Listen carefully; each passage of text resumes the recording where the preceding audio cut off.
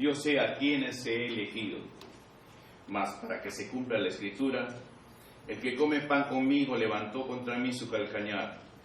Desde ahora os lo digo antes que suceda, para que cuando suceda creáis que yo soy. De cierto os digo, el que recibe al que yo enviare, me recibe a mí, y el que me recibe a mí, recibe el que me envió. Amén. Hasta aquí la palabra del Señor. Oremos, hermano. Señor, te damos gracias en esta mañana, Señor.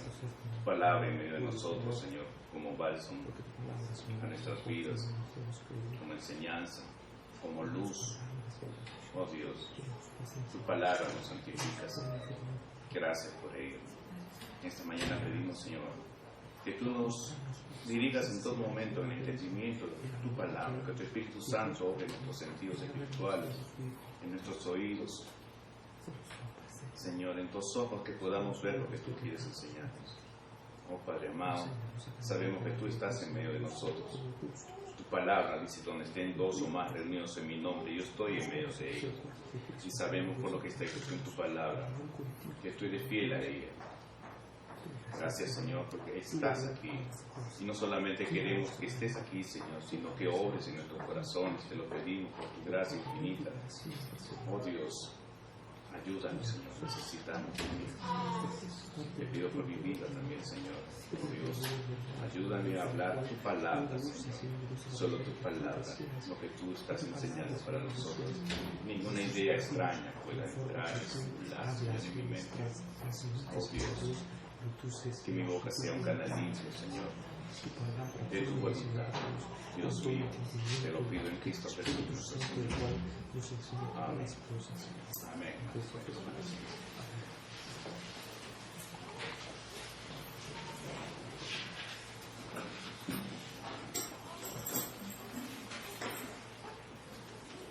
Vamos a tocar el libro de Juan, porque estamos ya escasas semanas a la Semana Santa, que es en el próximo mes. Y vamos a ver de alguna manera la última semana de nuestro Señor Jesucristo, para poder entender, para poder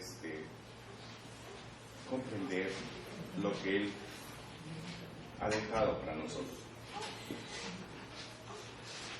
Dice así, el primer versículo: antes de la fiesta de la Pascua, sabiendo Jesús que su hora había llegado para que pasase de este mundo al Padre, como había amado a los suyos que estaban en el mundo, los amó hasta el fin.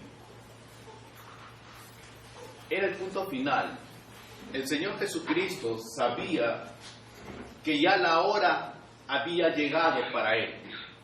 En su ministerio, en las bodas de Canaán, cuando su madre le dice, ven para que convierta, para que ayudes a este hombre, él dice, ¿qué tienes, ¿qué tienes, mujer? Aún mi hora no ha llegado. Él mantiene una diferencia. Cuando él está predicando, vienen los judíos y quieren prenderlos, y dice la Escritura que no pudieron hacerlo porque aún no había llegado la hora del Señor. Cuando va al templo y quisieron expulsarlo, quisieron detenerlo, quisieron golpearlo, la Escritura dice que no pudieron hacerlo porque aún no había llegado su hora. Pero acá en Juan, capítulo 13, él dice que ya había llegado la hora. El Señor sabe que la hora había llegado, el momento que él tenía que entregar su vida. Y antes de tocar este tema, quiero ver que realmente acá hay 4 enseñanzas que el tiempo nos permita realmente poderlas mostrar. Porque son enseñanzas que van a mostrar, que van a reforzar nuestra estructura espiritual. Son como trompetas de Dios a nuestro oído en la forma que debemos caminar, en la forma que debemos vivir. Y es importante. El Señor Jesús está en el aposento alto. Las calles de Jerusalén están llenas de gente porque se va a celebrar la Pascua, es la fiesta de los judíos. ¿Por qué la Pascua? Porque ellos recordaban que en esa fecha Israel había sido libertado del poder de Egipto, de la esclavitud de Egipto, y quien nos libertó fue el Señor. La palabra de Dios dice que lo libertó con brazo fuerte y extendido. Ellos celebraban esa Pascua. Entonces, el Señor está en el aposento alto, nos imaginamos afuera, la noche, no hay luces, no hay luz eléctrica, pero quizás las teas, las antorchas están en los costados de las calles, mucha gente, muchos niños jugando, participando de la fiesta que ellos solían tener cada año. Pero hay un contraste. Mientras las calles de Jerusalén están llenas de gente, la alegría se desborda, ahí en ese aposento alto se manifiesta un ambiente diferente. Es el Señor Jesucristo, que sabía que ya el próximo año ya no iba a ser, o esa misma noche, al día siguiente, ya no iba a ser el cordero que cortaba, que mataban los judíos. Posteriormente Él iba a ser el cordero que quitaría el pecado del mundo. Por eso el apóstol Juan, cuando ve a nuestro Señor Jesucristo, le dice: he aquí el cordero que quita el pecado del mundo. Iba a ser un solo sacrificio por siempre. Mas el Señor Jesucristo se reúne con sus discípulos y va a darle una enseñanza. Los tiene reunidos. Él dice que ya llega la hora. Pero va a mostrar algo importante que dice el versículo 2. Y cuando cenaban, como el diablo ya había puesto en el corazón de Judas Iscariote, hijo de Simón, que le entregase, sabiendo Jesús que el Padre le había dado todas las cosas en las manos y que había salido de Dios y a Dios iba. Primeramente quiero exponer algo. Al Señor Jesucristo nadie le quitó la vida. Hablo literal, en una forma espiritual. Literalmente sabemos que los romanos le quitaron la vida, pero la palabra de Dios dice que no fueron los judíos con sus tramas, que no fue Poncio Pilato con su cobardía, que no fue el juicio de Pilato que determinó que iban a quitarle la vida. Nada de eso fue. Quien realmente determinó el tiempo de quitar la vida a nuestro Señor Jesucristo, si lo podemos tomar de esa manera, fue Dios el Padre. Por eso el Señor Jesucristo dijo: nadie me quita la vida, yo la doy y la vuelvo a tomar. ¿Por qué habla así? Yo la doy y dice que el Padre la entregó. Porque hay una enseñanza que debemos entender, que Dios el Padre, Dios el Hijo, Dios el Espíritu Santo, un solo Dios en tres personas, la Trinidad. Sabemos la Trinidad, creemos en la Trinidad, sabemos que la Trinidad ejerce su poder, desarrolla su manifestación de hechos y acontecimientos a través de toda la Biblia. Ahora el Señor va a mostrar que Él y el Padre son uno. Por eso nadie me la quita, yo la doy y la vuelvo a tomar. Ahora Él va a la cruz sabiendo ya que la hora había llegado. Y aquí muestra lo primero, hermanos, el amor. El amor de Dios. Él sabe que todas las cosas que Dios le ha dado y las que tiene que cumplir no son fáciles para Él. Él iba a ser escarnecido, vituperiado. Él sabía que lo iban a escupir, lo iban a golpear, le iban a hacer cargar un madero. Él sabía todas esas cosas. Pero eso no apartó de Él el amor por quien Él iba a morir, iba a entregar su vida. Pero acá hay algo más. Él sabía que Judas Iscariote lo iba a traicionar. Y aquí el Señor muestra su amor, en que Él, todo lo que le daba a los demás discípulos, daba para Judas Iscariote. Judas Iscariote, cuando el Señor hace primero, elige a los 12, Judas es elegido. Cuando el Señor dice, van a comenzar a evangelizar, si vamos a poner esta palabra, escoge 70 hombres, escoge a Judas. Y el Señor les da poder para sanar enfermos, para echar demonios fuera. Judas ve los milagros de nuestro Señor Jesucristo. Judas escucha las enseñanzas de nuestro Señor Jesucristo. Judas se convence de que Él es el Hijo de Dios, aunque le llama Señor, le llama Maestro en algunas oportunidades, o Rabí en otras. Él va recibiendo todo lo que los otros discípulos recibían. a pesar de que su corazón era contrario a Jesús. Y el Señor sabía de ello.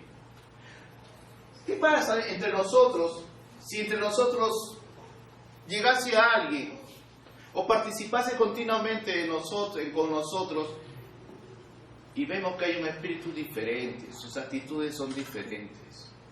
¿Cuál sería nuestra razón de ser? ¿Cuál sería nuestra actitud? Igual, amar, enseñar, dar y dar. El Señor Jesucristo no hizo excepción con Judas. Todo el ministerio de nuestro Señor Jesucristo, desde que lo elige a Judas, desde que Judas está con el Señor, Él sabía que Judas lo iba a traicionar. Lo sabía, pero aún así lo tenía. Por eso es que en el versículo 18 dice: no hablo de todos vosotros, yo sé a quienes he elegido, mas para que se cumpla la Escritura, el que come pan conmigo, levantó contra mí su calcañar. Desde ahora os lo digo, antes que suceda, para que cuando suceda creáis que yo soy. Él está ya mostrando que alguien lo va a traicionar, el que le va a dar, el que va a mojar el pan con él. Pero los discípulos no entendieron eso. Era tanta la hipocresía de Judas, era tanta la forma de actuar de Judas, que los discípulos mismos se pensaban: Señor, ¿seré yo algo hecho? Mi pensamiento, tú conoces todas las cosas, algo será en mí. Pero nadie ponía los ojos en Judas. Y este es el cuidado que nosotros debemos tener. Hermanos, participar de la iglesia, participar religiosamente, es parte de la liturgia, es parte del desarrollo como cristianos, en la cual todos nosotros nos interrelacionamos, participamos de lo mismo, recibimos de lo mismo. Pero hay unos que reciben para vivir de acuerdo a la palabra, y otros que reciben con fines propios, personales en el corazón. Muchas personas tienen el corazón no abierto a Dios, cerrado a Dios, y buscan siempre división, siempre buscan conflictos, siempre buscan situaciones en las cuales entra el roce. Estoy hablando de estos tiempos. En el tiempo de Judas, él no hizo así, sino que fue tan hipócrita que engañó a todos, pero a Cristo no lo pudo engañar. En las iglesias puede haber personas así, pueden engañar a la iglesia, pero a Cristo no lo puede engañar.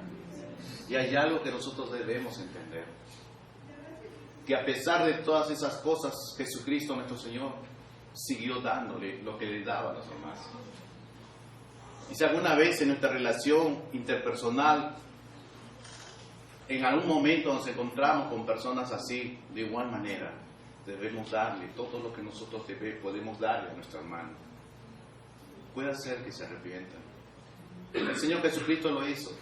Podemos hacerlo nosotros.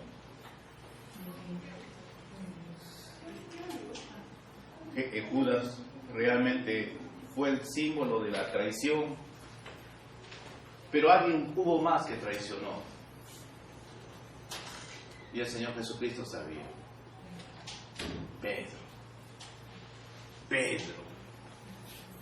Pedro fue la persona que, si vamos en el versículo 37, el capítulo 13, perdón, el 36, capítulo 13, miren lo que dice Pedro. 36. Capítulo 13, 36. Dice: le dijo Simón Pedro: Señor, ¿a dónde vas? Jesús le respondió: a donde yo voy no me puedes seguir ahora, mas me seguirás después. Para poder entender estas palabras, ¿saben a qué se refiere? El Señor Jesucristo le dice: yo voy a ser crucificado, pero tú ahora no me puedes seguir, mas me seguirás después. Pedro murió crucificado y cabeza abajo, porque él lo pidió. Él dijo: no quería morir de la misma forma que su Señor, y él pidió ser crucificado boca abajo. Bien, 37. Le dijo Pedro: Señor, ¿por qué no te puedo seguir ahora? Mi vida pondré por ti. Jesús le respondió: ¿tu vida pondrás por mí? De cierto te digo, no cantaré el gallo sin que me hayas negado 3 veces. ¿Pueden darse cuenta? No solamente el Señor Jesucristo sabía la traición de Judas, sino sabía la traición de Pedro y sus demás discípulos, porque todos lo abandonaron. Y no solamente Pedro lo abandonó, sino que lo maldijo y dijo: yo nunca lo he conocido, y maldijo. Pero hay una gran diferencia entre Judas y Pedro. Judas tuvo remordimiento y se ahorcó. Pedro se arrepintió, sintió dolor en su corazón por lo que había hecho. Él lloró amargamente, dice las Escrituras, y él realmente ahí fue donde se dio cuenta. Por eso es que el Señor Jesucristo, cuando lo encuentra, dice 3 veces: Pedro, ¿me amas? Señor, sí te amo. Pedro, ¿me amas? Sí. Pedro, ¿me amas? Tú sabes, Señor, que yo te amo. Porque ya había generado el arrepentimiento, ya ha habido el perdón de pecados y había sido limpiado. Pero el Señor quería escuchar a Pedro. Por eso es necesario, cuando nosotros oramos, cuando hablamos con el Señor, decir: Dios, te amo. Señor, a pesar de mis cosas que ofenden tu santo nombre, Señor, yo te amo. Ayúdame a permanecer siempre fiel a tu palabra. Vamos más adelante. Vamos a Juan capítulo 6, versículo 70.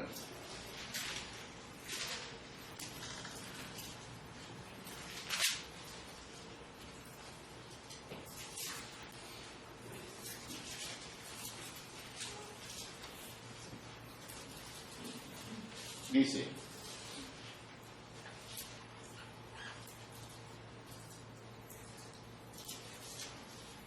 para dar otra enseñanza más del 66, dice así: desde entonces muchos de sus discípulos volvieron atrás y ya no andaban con él. Dijo entonces Jesús a los 12: ¿queréis acaso ir también vosotros? El Señor Jesucristo comienza a predicar. Ya no hace milagros, todos los seguían con milagros. Ahora es el tiempo de predicar el Evangelio. Aquel que me quiere seguir debe comer mi carne y beber mi sangre. No, dicen los demás, no, nosotros no hacemos eso. Bien. 68, le respondió también Pedro: Señor, ¿a quién iremos? Tú tienes palabras de vida eterna, y nosotros hemos creído y conocemos que tú eres el Cristo, el Hijo del Dios viviente. Miren lo que está diciendo Pedro: tú eres el Cristo, el Hijo del Dios viviente. Jesús le respondió: ¿no os he escogido yo a vosotros los 12 y uno de vosotros es diablo? Hablaba de Judas Iscariote, hijo de Simón, porque este era el que le iba a entregar y era uno de los 12. En estos pasajes muestra realmente lo que Pedro iba a hacer, cómo es Pedro, muestra el carácter también de Pedro, y muestra que Judas, la forma que iba a actuar. Pedro tiene una forma de actuar como muchos nosotros actuamos, intempestivamente. El Señor Jesucristo dice que la gente dice: ¿quién soy? Uno dice: tú eres Jeremías, tú eres Isaías o Juan el Bautista. Y él le pregunta: ¿y ustedes quiénes dicen que soy yo? Y Pedro inmediatamente: tú eres el Cristo, el Hijo del Dios viviente. El Señor Jesucristo dice: bienaventurado de Pedro, porque esto no ha sido revelación de carne ni sangre, sino de mi Padre que está en los cielos. En un lado espiritual, inmediatamente la respuesta es Pedro. Un minuto después, nuestro Señor Jesucristo dice que va a ser entregado, que va a ir a Jerusalén a ser muerto, y dice: Señor, no te acontezca esto. Como es: no vayas a la cruz. Actuó impulsivamente. Él no vio realmente lo que significaba el sacrificio de Jesucristo en la cruz. Él actuó, habló. Y el Señor Jesucristo se voltea y dice: apártate de mí, Satanás, porque no pones las cosas no pones tus ojos en las cosas del mundo y no las de Dios. Él actuó en la carne. Y él vio las cosas superficialmente, no en lo que debería ser, lo que significaba el sacrificio. Pero al punto que yo quiero ir: un minuto antes, tú eres el Cristo, el Hijo del Dios viviente. Bienaventurado eres Pedro, por esto te lo reveló mi Padre. Un minuto después: apártate de mí, Satanás. Significa que Pedro y Dios y Satanás están en su vida. No. sino que él se dejó guiar por su carne, influenciado. Satanás no puede tocarnos, puede influenciar nuestros pensamientos, influenciar, mandar sus dardos, pero él no puede tocarnos, pero él fue sujeto a él. Y tiene muchas actividades, muchas actitudes. Por eso es que en el libro de Juan, cuando hemos visto, Señor, déjame ir contigo. No, yo puedo ir, no vas a ir ahora conmigo. ¿Por qué yo daría mi vida por ti? Eso está hablado en esa noche del jueves, porque baja del aposento alto, el Señor cruza el Cedrón, sube al monte de los Olivos, al Getsemaní, está orando, horas después vienen y lo llevan. Lo llevan a la casa de Anás, Caifás, y ahí lo encuentra una criada, a Pedro. O sea, no han pasado horas de esa respuesta que le dice, yo te seguiré. No han pasado horas. Nuevamente, como el anterior, 1 minuto, acá ahora solamente. ¿Conoces a este hombre? Yo no lo conozco, no sé quién es. Nuevamente, ¿conoces? Te he dicho que no conozco, maldito sea. ¿Se dan cuenta? Algo que debemos nosotros comprender y entender en nuestra vida personal es que todas las cosas que nosotros vivimos, los acontecimientos que llegan a nuestra vida, debemos discernirlos a través de la palabra de Dios. Porque muchas veces aparentemente puede ser que indique, implique o signifique alguna cosa que es diferente, porque si lo vemos a través de la palabra de Dios, puede ser que Dios está permitiendo algo con un propósito, o Dios muchas veces nos libra de un propósito cuando nos niega algo. Hermano, ¿cuántas veces puede suceder? Señor, yo quiero ese trabajo, yo quiero ese trabajo. Es una bendición para mí, ganas bien. El Señor dice, no te lo doy. Entra otro en tu lugar y no pasa ni mucho tiempo, te enteras que hubo un accidente. ¿Qué puede suceder ahí? ¿Qué fue? Lo que aparentemente era una negativa fue una bendición para ti, porque pudo haberte sucedido. Y eso es lo que nosotros debemos, cuando de algo que nosotros solicitamos, Dios no nos da, debemos saber que está bajo su voluntad, porque su voluntad es agradable y perfecta, y Él quiere lo mejor para nosotros. ¿Quién más que el Señor que ve nuestro caminar por delante? Y si nosotros encomendamos nuestro caminar, a pesar de las circunstancias que vemos que está difícil, no tengo ese trabajo, o hay una enfermedad que me está constantemente mortificando, debo saber que hay algo que me quiere mostrar. Quizás que no estoy cuidando bien mi cuerpo, que debo darle mayor cuidado, o me está diciendo que realmente me está cuidando de esa manera para que no tenga yo oportunidad de hacer otras cosas que me alejaría del camino del Señor. Hermanos, la palabra de Dios es parte principal de nuestra vida. Hablamos al inicio, la vida cristiana está regida por la palabra de Dios. Pero prosigamos rápidamente.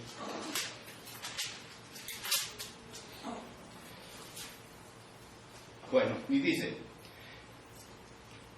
versículo 4, se levantó de la cena y se quitó su manto, y tomando una toalla se la ciñó. Luego puso agua en un lebrillo y comenzó a lavar los pies de los discípulos y a enjugarlos con la toalla con que estaba ceñido. Él aquí, hermanos, va a hacer algo importante. Los discípulos el Señor ya había anunciado que iba a ser entregado a los principales de los sacerdotes. En la cena, está en la cena. Y cuando van a sentarse, no es como las mesas normales que nosotros tenemos en casa, no es la mesa así, sino era una mesa en U. Y la mesa era más o menos de la altura de la silla, así como más o menos se sientan los japoneses, de esta manera. Y de esta manera que se sentaban con los pies estirados. La costumbre era que cuando había una fiesta, el dueño de la casa daba a un esclavo para que todo lo que llegasen se lavasen los pies, porque sabía que en ese tiempo no hay zapatos, no había botas como hay en estos tiempos, llegaban con las sandalias, caminar diario, cruzaban la sequía, cruzaban camino mojado, seco, entonces esos pies llegaban pues terribles, ¿no? Ahora estirarlos, imagínense, a la vista de todos, no era muy agradable, ¿no?, para comer. Entonces era la costumbre de que un sirviente, un lebrillo, un lavatorio, usase una toalla y antes que ingresen, lavarles los pies. Pero nadie lo hizo esa vez. No hubo el esclavo, no hubo el sirviente, quizás con un solo propósito. El Señor iba a mostrar algo a los discípulos. Ellos llegaron y se sentaron con los pies y pensaban, ¿quién lo va a hacer? Pedro lo miraba a Santiago lo miraba a Pedro, Judas lo miraban de reojo. Entonces de alguna manera alguien tenía que hacerlo. Y nadie lo hizo.